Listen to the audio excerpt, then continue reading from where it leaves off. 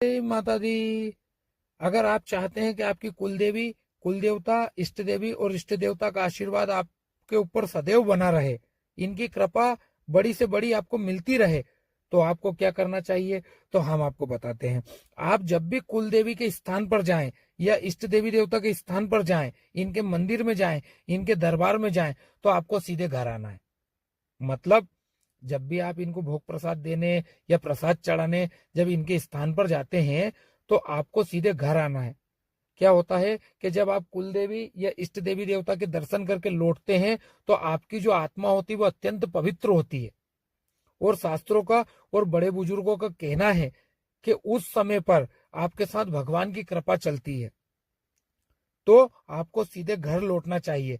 अगर आप रास्ते में किसी रिश्तेदार के यहाँ या किसी मित्र के यहाँ रुक जाते हैं, तो आपकी भक्ति का फल बहुत ज्यादा कम हो जाता है।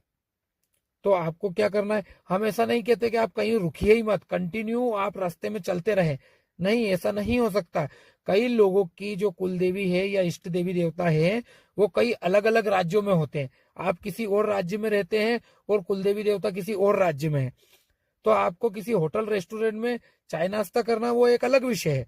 लेकिन आप किसी रिश्तेदार के यहाँ, किसी मित्र के यहाँ अगर रुक जाते हैं, रात में रुक जाते हैं या फिर उनके घर का भोजन कर लेते हैं, तो आपकी भक्ति का फल बहुत ज्यादा कम हो जाएगा। तो आपको इन चीजों का विशेष ध्यान रखना है।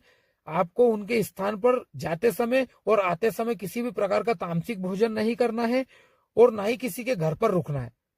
अगर आप वहां से सीधे घर आ जाते हैं, तो आपने जित कल्पना नहीं करी होगी इतना बड़ा आशीर्वाद आपको उनका मिलेगा, और वे सदैव आपसे प्रसन्न रहेंगे और किसी भी प्रकार की आपके घर में या आपके शरीर पर नेगेटिविटी नहीं होने देंगे। कुल देवी देवता का आशीर्वाद साक्षात मिलते रहेगा आपको। तो आप इन चीजों का ध्यान रखिए।